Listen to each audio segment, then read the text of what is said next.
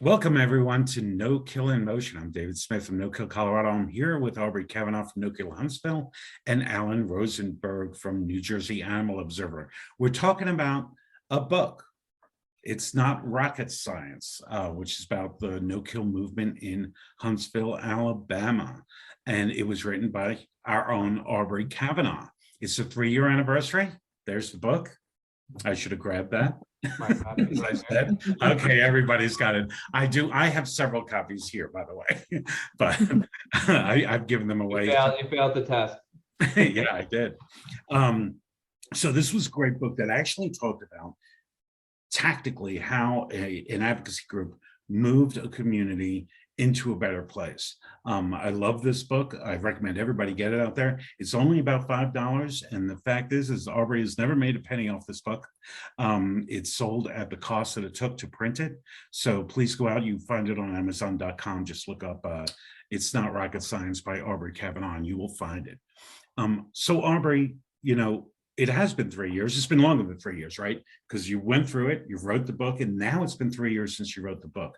What's happening in Huntsville? Where do you think it's gone? And yeah, let's just talk about that generally. Okay, I'll look back for just a sec, because sometimes people ask me, well, why did you do this book if you're not making any money off of it? And the short answer is to help other people. I mean, when we were in the heyday of our advocacy in Huntsville, which really was a 7-day-a-week, I mean, it was constant, it was relentless. We were reaching out to people in other places. We were reaching out to Austin. We were reaching out to Marquette, Michigan, to folks in Reno. And so after we achieved a certain degree of success in Huntsville, people were coming to us saying, well, what did you do and how can we replicate your success? So the easiest way to deal with that was just to put it in book form. And at the time that I put it together, Nathan's book, Redemption, The Myth of Pet Overpopulation and the No-Kill Revolution in America, which introduced us all of the no-kill equation, it had been in print for years. So the thought was to take our story, present the no-kill equation again with Nathan's permission, and then show how we used the no-kill equation to change our community. So that was the whole point. So fast forward, coming up on 3 years since the publication date, things in Huntsville are completely different than they were when we started. We formed our group in January of 2012. And I think that at the time, we just wanted to be heard and speak with one voice and try to make a difference. Well, things began to change through our advocacy. And the good news is we are here in 2022. Huntsville has had a live release rate of above 90% since, I think for 6 years now. For the last year, the live release rate for dogs was 94% and it was 96% for cats. So it's been a complete cultural shift and change. And I know that we've talked in the past that we don't focus on that 90% because it's kind of an outdated benchmark. But as Alan has pointed out before, there are some shelters saving as many as 98, 99% of animals. So when we talk about Huntsville, what we say is that the progress has really just been remarkable because I think that when we had formed before, if someone had told me in 2022, the live release rates will be where they are now, I would not have believed it because we had such a struggle getting to this point. But where we are in Huntsville is we've got every complete change in culture. Every animal is treated as an individual. Now, having said that, we are still trying to push the city to do more. We still have issues with hours of operation. They have very limited hours of operation when people are at work.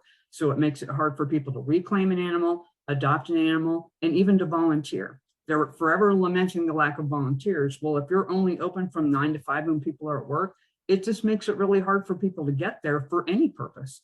There are also still issues with medium and large sized dogs that come to the shelter and present poorly in the shelter environment, which is pretty much any dog. I mean, we've talked before about how shelters create behaviors in dogs that they wouldn't ordinarily have. And once they get out of the building, they behave completely differently. So we are trying to get the city to fine-tune programs and to hone things. I think that once you get to a certain point, and I think we're going to talk about this in a later segment in a month or so, getting that last 10% is really hard because those are the animals that can be harder to place. But the city does continue to make incremental progress, and we just continue to push the city to do more, while at the same time applauding tremendous progress that has been made. I mean, I think we're all incredibly pleased about what happened through advocacy. And it was a combination of advocacy, public participation, and city leadership acknowledging we've got to do something different. And our sincere hope is we will never, ever go back to the days when 2 out of every 3 animals entering the building died. I mean, we can't go back.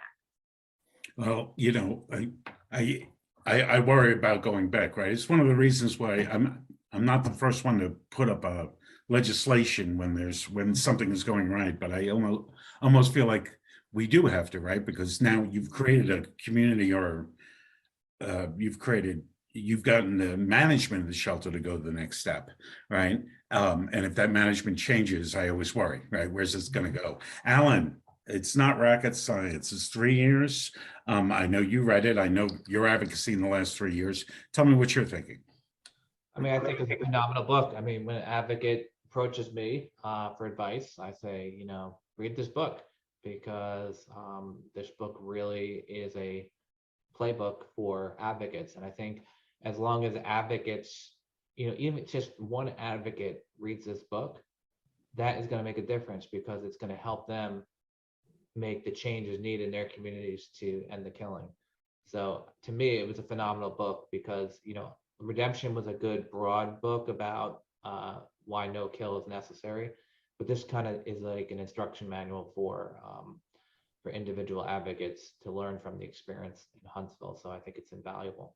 You know, that's why I really liked it, Aubrie, is that, as I said, it's a tactical approach to what actually happened.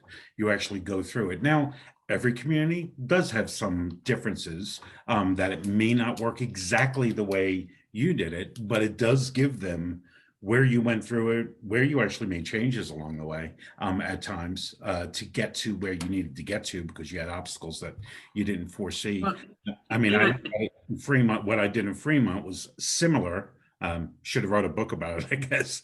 But of course, mine is now 10 years old. So go ahead. What were you going to say, Aubrie? What I was going to say was, to that end, and part of why we wanted to share it was we made mistakes. I mean, there are things, I think if we had known certain things or appreciated certain personalities going in, that we might have functioned differently. So we made some mistakes. There's things that we tried over and over, hoping to get a different outcome, and that was just stupid. I mean, there are points where you have to figure out what is the lay of the land in your community and where can you make headway.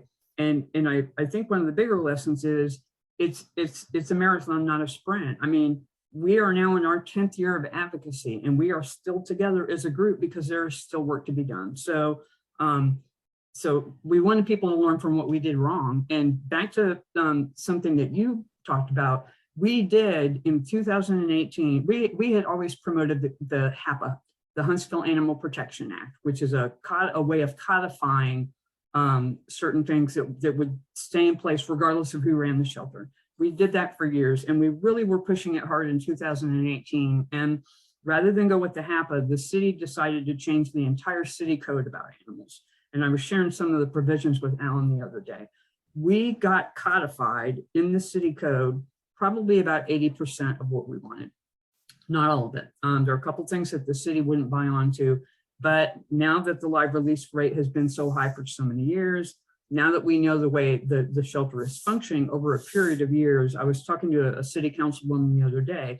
We do plan to come back later this year and revisit the issue of the HAPA and see if we can get that last 20% of items that we wanted, because even though shelter policies changed to reflect what we wanted, well, if the current director retires and someone new comes in, we don't want them to just be able to change that policy and then, okay, we can revert back to where we were. And people say, oh, well, that would never happen. Well, we've seen it happen. We've seen it happen other places where somebody makes great progress, they're progressive, they move on to another organization, they retire, somebody comes in and they may talk a good game to get the gig, to get the job, but then once they've been there a while, then they revert back to where they were. And we don't want that. So we want to try to get more of what we wanted codified. Like I said, 80% first go around, but we're going to try to come back and get that last 20% in hopes that it is codified And that way it would make it harder for the city to revert back to operations of the past. I want to mention to some advocates out there, as you're watching this and you're listening to HAPA, Huntsville Animal Protection Act, there is model legislation out on the No Kill Advocacy Center, not just for the Companion Animal Protection Act, but the Rescue Act. There's a few other things out there for housing and such. I recommend you look at that. And the other key is, if your community is already doing it, it's a great time to put in the law, because there won't be as much opposition to it, right? If you have an aggressive shelter, they're going to oppose it. You're going to have to fight. You should do that. But if your shelter's doing great and they're rocking it, get that law in then, because when that director leaves, you know that you're going to keep it in place. We're out of time. It was great talking to you, Aubrie. Congratulations on 3 years.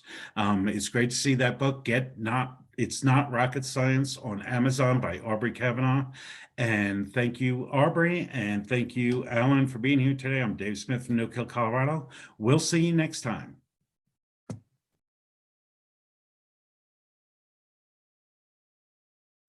This is Aubrie Kavanaugh, the founder of No Kill Huntsville. After Alan and David and I recorded this segment, we were able to get the January and February shelter records for Huntsville Animal Services from the city attorney's office. We seek them every month, but sometimes it takes a while to get them.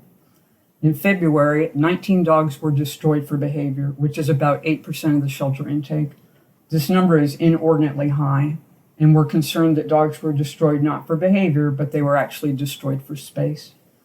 We plan to seek the kennel cards for the dogs from the city attorney's office to see what we can learn from that information. I share this because it goes to show that advocacy never really stops. We all know that dogs don't behave the same in shelters as they do outside the shelter, and we have to continue to be their voice.